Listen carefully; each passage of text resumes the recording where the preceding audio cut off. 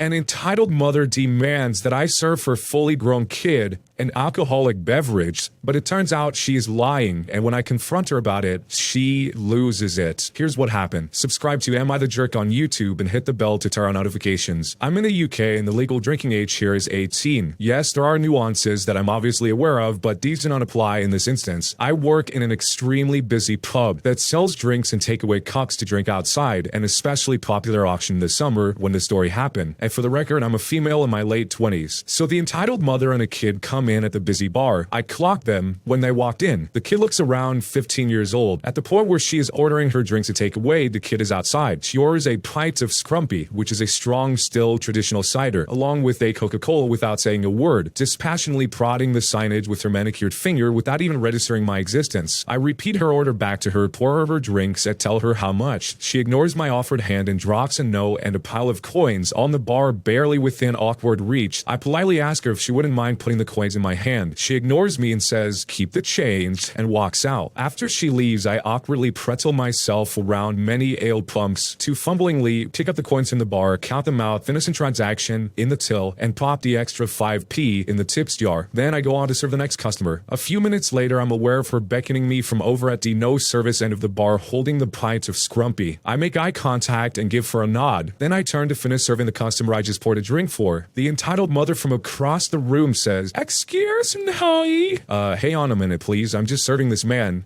Excuse me. I finish serving the man and I go over to her and say, "Is everything okay?" The entitled mother, thrusting the pint into my hand, says, "This cider is completely flat." Sorry for the confusion, but it is a traditional Scrumpy and it's meant to be full. The entitled mother patronizingly interrupts me and says, "I know what cider is supposed to be like. This is flat. I want you to pour another one in a fresh glass and maybe put some life into this one. Can I suggest you might want to try a different cider? We have a hard cider on a keg that might be more of what you are expecting." "I ordered what I wanted. What I was expecting was a you might know how to pour a pint. Do you want to try again or shall I ask him to pour it for me?" She points in my male colleague. "Excuse me? My son barely had a sip of it and now he wanted to try it." Me, now being shocked, said, "You gave that to your kid?" The entitled mother sputtering a little, "Yeah, well, he's over 18. Is he?" I had seen him and he certainly does not look a day over 15. The entitled mother must have noticed at this point that she was losing because the next thing you know, she's gesturing towards the pints of Scrumpy that's still in my hands. "I'll just give it back. I don't have time for this." "I'm sorry, but I can't do that. I have paid for that." I get the money plus her 5p tip from the till and extend it towards her. She won't take it. "I want the drink that I pay for." "If you can come in with your son and a valid photo ID proving that he is of..." The entitled mother interrupts with bits of spit flying, screaming, "He is my son! He is a naked eye guy! I'm with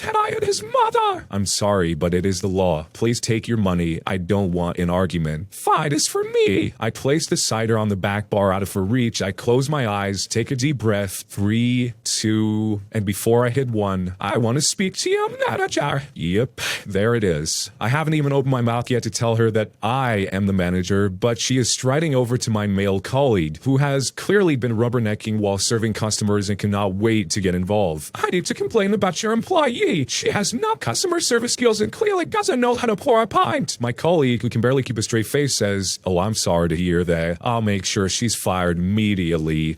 "Now you'll pour a decent pint, won't you?" "No, my pints are trash." Entitled mother, shocked, says, "What? Not gonna do it. 8% Scrumpy isn't the best gateway for kids, by the way. Just saying." The entitled mother sputters and storms out, muttering something about leading a bad online review. I turn to my colleague and say his name reprimandingly. "Colleague, you should not have said that." "Sorry, I couldn't help it." I followed up saying, "You shouldn't have said that your pints are trash. Your pour is a lovely pint." So am I the jerk for not believing this mother's kid was of age and refusing to pour for her? Why does a mother want so badly for the kid to drink? That is really strange. Is the kid the one that's pulling the strings in this mother-son power dynamic here? And what she's already revealed that the drink is for him, the OP here, the bartender, could get in a lot of trouble for serving something to someone who's not old enough. For those of you guys that are bartenders, let me know what happens. Do you lose your license or something else? I'm sure there's probably a lot of consequences to this. The mother has the audacity to be this rude to someone that's just working and leading the coins all over the bar where she can't reach them, and then comes back demanding something that is illegal. I mean, in the off case that the kid is actually of age, I guess he could have just came in there and showed his ID read, but that wasn't the case here, or else he probably would have done it. What would you do if you were the bartender here, and jerk or not a jerk, and why? Am I the jerk for making all of the women in my family leave after they all showed up to my wedding wearing white? I'm a 33-year-old male and I have a large family, mostly aunts and female cousins, aside from mom, stepmom, stepsister, and grandmother. I don't know how to say this, but all of those women I mentioned above are into teasing and joking. They formed into a unit which I admit is kind of toxic, and they tease and roast every new woman that enters the family by marriage by setting up tests to see if they deserve to be a part of the family, or roast their looks and styles to the point of breaking their confidence and their self-esteem down. Then, after a few months of teasing, they'd announce that they finally welcomed them into the family. The newest member would join in on the teasing too, which is crazy, as my dad says. When I first introduced my then girlfriend, now wife, I made it clear that I didn't want any of the women in the unit to come at her or harass her, not even with a single word. They went behind my back and roasted her looks and her job, and I discovered that they'd been doing it on Facebook. I had them apologize one by one after they gave the "we're just testing the water to see if she's capable of being a part of the family" excuse. They didn't want to apologize. Once I said I wouldn't invite any of the unit unless they apologized, including my mom, everyone immediately apologized and bought gifts for my wife. First of them was my stepmom and my sister-in-law. My wedding was 2 weeks ago. There was talk about the women in my family wanted to pull a prank on my wife by wearing white and called it the ultimate test to see how my wife reacts. My brother warned me, so I announced that if any one of them showed up in white, I'd have them kicked out, including my mom. They said this wasn't true and they'd never do such a thing, but they showed up to my wedding one by one wearing white dresses, and each and every one of them was told to leave. After, they tried giving excuses by either making scenes or getting the men involved. The senior women of the unit, who are my mom and aunts, also showed up in white but refused to leave. I threatened to take harsher actions, and my mom was pissed, telling me to step aside, but I didn't let her in. I had her leave while the men of the family were watching stunned. My dad was on my side and supported me a lot. I felt absolutely awful because my wedding was being interrupted by them making scenes. My wife was hurt beyond measure, but the women in my family were pissed. My cousin blasted me on social media later, saying I excluded all of the women from the wedding because my wife was so insecure that she couldn't handle another woman's presence at her wedding. I had an argument with them, and my mom berated me, saying it was supposed to be a prank, but I said that they were taking it too far. My mom said I took it too far by kicking them out because they were just trying to get a reaction from my wife to see if she was one of those, quote, bridezillas, and we're gonna change as soon as the prank was over, but I ruined my own and entire wedding by reacting so aggressively. I stopped talking after she said I had to bring my wife and apologize. I haven't seen a lot of them in 2 weeks and they've excluded me from everything. I just want to explain that A, this has been happening for years. The men in the family are split on this behavior. Some of them encourage it, like my uncle and my cousin's husbands. One is now an ex, and some are against it, like me and my dad and my brother. B, the women claim that there's nothing hurtful in what they do because they claim they're just looking out for us men and that their goal ultimately is to make sure the women who are to the family are decent. C, my dad always ends up arguing with my mom and grandmother since they're the ones who started this whole thing with their behavior and attitude towards other women. And lastly, D, I'm not sure if I should mention this, but my male cousin, who's a middle schooler, said he'd make sure to leave the country before ever meeting any woman because of this, and it made me chuckle. Also, the dresses they showed up in were simple white dresses, nothing over the top, but they were still white dresses. I realized they went ahead with their plans even after I stated what I'd do in that case. So, was I the jerk for how I handled this? So essentially, this whole thing that the mom and the aunts came up with is sort of a hazing process to, I guess, weed out women that can't make it through it before they enter into the family. And that may be the case as the woman is entering the family, but why does it have to bleed onto the wedding day? For a lot of people, they see that as a very sacred day, and even in the context of their hazing, shouldn't she have already been accepted by the point of the marriage? Or, if not accepted, rejected? Why would you still have to be doing tests on the actual day of the wedding? That's the part of the whole plan that seems inconsistent to me. The OP here even describes the unit that the women have formed in his family as being toxic. So the question becomes, how do you deal with a toxic family unit that is perpetually doing these sort of tests to anyone that is coming into the family? Let me know how you would handle it if this was your family, and jerk or not a jerk, and why. Am I the jerk for sending an employee home to change? For the record, I am a female. I am a 23-year-old senior software engineer. Part of my job oversees a group of 8 other programmers. I do not enforce a dress code. I'm fine with other programmers wearing t-shirts and tank tops as long as they are not outrageous in nature. But one thing that I will never tolerate is visible underwear. Recently, I hired a new employee. She is the only other female on board of the 9, including myself. She's extremely intelligent with excellent problem-solving skills, but I've had to reprimand her 3 times in the 2 weeks she's been with us about my no visible underwear rule. She refuses to wear a a racer back bra whenever she wears a tank top. It's distracting because my desk happens to be directly behind hers, meaning I have to look directly at her visible bra straps all day while working. This morning was the last straw when she arrived wearing a turtleneck tank dress. I have an outfit similar to hers and I thought it was a very professional look. What wasn't professional about it, however, was that her bra straps were hanging out and about to fall down. I called her into a vacant office room and I told her that I was sending her home until she conceals her straps. I tried making it clear that coming to work with visible underwear was unacceptable. She left and came back an hour later, but she was at her desk crying. I apologized and I said that I didn't mean to upset her, as well as how she will make a great contribution to our programming team, but she still seemed upset. I still stick by my rule, but was I a jerk by raising my voice at her and sending her home? I want to make the work environment distraction-free. I've never really thought of that as the same thing as underwear. I guess you could technically see it that way, but even so, it's kind of hard to relate to why that would bother someone so much. I think the OP probably thinks this is more universal than it actually is, but people are bothered by all sorts of stuff all the time, and this just happens to be one thing that bothers the OP.